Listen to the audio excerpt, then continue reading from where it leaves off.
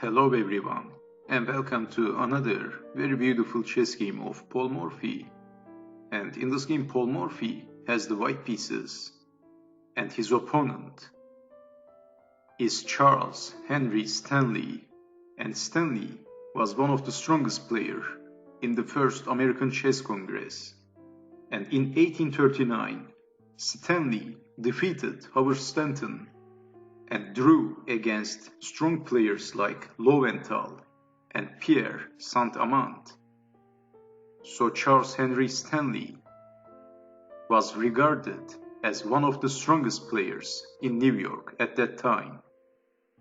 So Paul Morphy starts the Gambit playing e4, e5, knight to f3, knight to c6, bishop to c4, Italian opening, bishop to c5, b4, Evans Gambit, bishop takes on b4, c3, bishop to a5, d4, e takes on d4, and Paul Morphy castled, d6, c takes on d4, bishop to b6, knight to c3, knight to f6, e5, attacking the knight, d takes on e5, bishop to a3,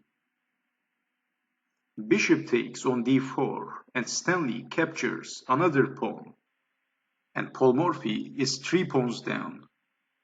But for quick development and for activating his pieces, Paul Morphy sacrificed 3 pawns, and now he has a very active pieces. His 2 bishops is attacking the king side, and every piece of Paul Morphy is doing something. Queen to b3 by Paul Morphy, and now Paul Morphy is attacking on f7, defending with the bishop. Well, if defending with the queen, queen to d7. Actually, this move was the better move, but then black is blocking the bishop.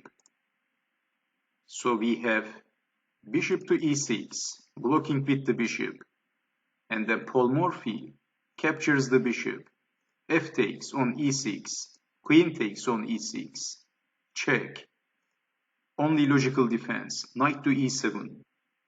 Paul Morphy captures the bishop with the knight, knight takes on d4, e takes on d4, and Stanley is attacking the knight. But Paul Morphy played rook from f to e1, a very good move by Paul Morphy, but this time Stanley didn't capture the knight. He didn't play a greedy move, and he played knight from f to g8, but let's take it back. If let's say d takes on c3, pawn takes knight, which move is the best move for white? Well, Paul Morphy most definitely saw this line in his mind. Probably he calculated in a very short time, and he saw the winning move. So which move is the winning move if pawn takes knight? Can you guess the next move of white? What was the idea behind sacrificing the knight?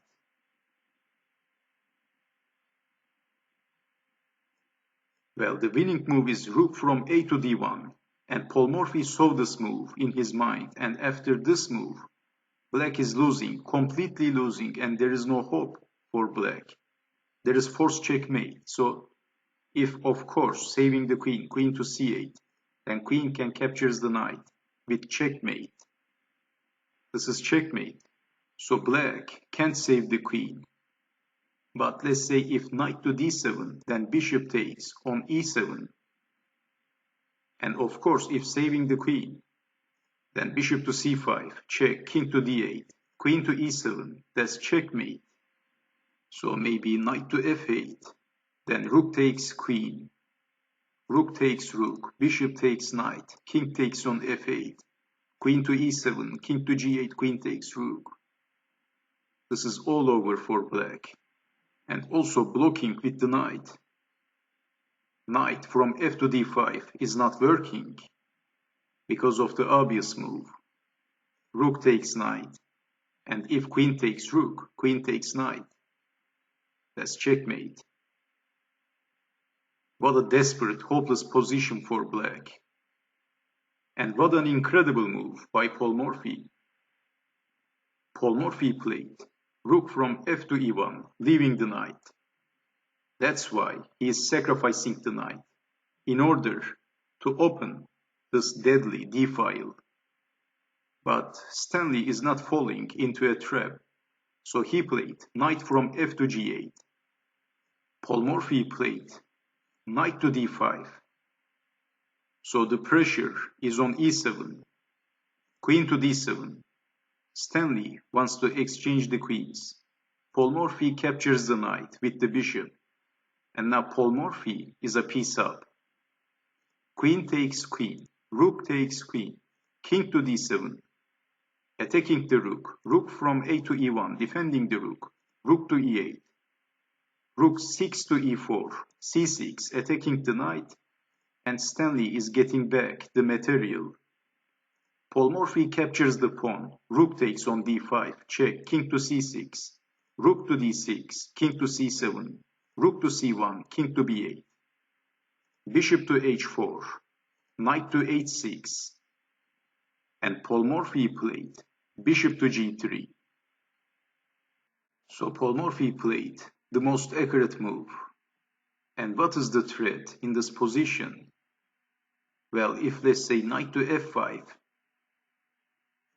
then rook to d8, and that's checkmate on the spot. It's a double check with the bishop and with the rook. That's checkmate. So that's why Paul Morphy played this move. And Stanley played king to a8. Paul Morphy played h3, knight to f5, forking the rook and the bishop, rook to d7, g6, rook from c to c7, infiltrating on the 7th rank. Knight takes on g3, f takes on g3, and Paul Morphy is double attacking the b pawn and the h pawn. So Stanley decided to defend the b pawn, and then Paul Morphy captures on h7, rook takes on h7, rook takes rook, and Paul Morphy is a pawn up, and Paul Morphy is winning in this endgame. a5, h4, rook to g8, g4, b5, h5, a4, h6, and both players are racing for promoting a queen. And the real question in this position is who is going to promote a queen first. But we can say that Paul Morphy is closer. So Stanley played b4 and then rook to g7, attacking the rook. And if rook takes rook, pawn takes rook. And the next move is going to be promoting a queen. So of course Stanley didn't capture the rook, and he played rook to h8, attacking the pawn, but Paul Morphy is simply defending the pawn, h7, b3, only 2 moves left for black. But Paul Morphy played rook to g8, that's check. So if rook takes rook, pawn takes rook, and promoting a queen again. So Stanley played king to b7. Paul Morphy captures the rook. And Stanley played b2. And now there is only one move left for promoting a queen. And it's white to move. And if a move like rook to g8, let's say, black is promoting a queen. And that's check. So which move is the best move in this position? And Paul Morphy played the best move. And can you guess the next move of Paul Morphy? What would you do in this position if you had the white pieces?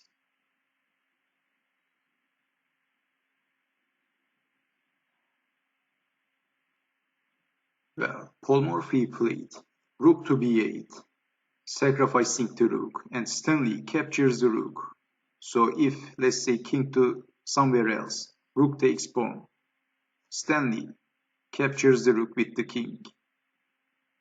Paul Morphy played a move, and Stanley had enough, and he resigned. Well, of course, Paul Morphy promoted to a queen, H-pawn promoted to a queen, and as check, and Stanley resigned.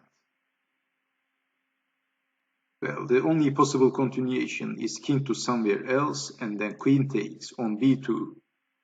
This is losing for black, and black needs to resign.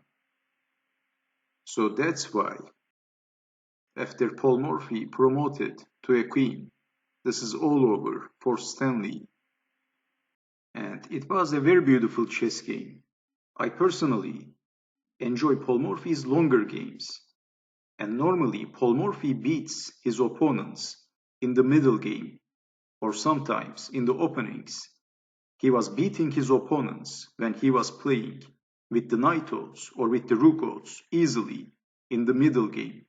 But Stanley resisted Paul Morphy's ruthless, aggressive attacks until the end. But finally, Paul Morphy made the finishing blow, and Stanley resigned. Although we can give credit to Charles Henry Stanley for fighting until the end. And what a beautiful chess game by both of the players. And I hope you have enjoyed watching this video. And I hope to see you next time. Take care.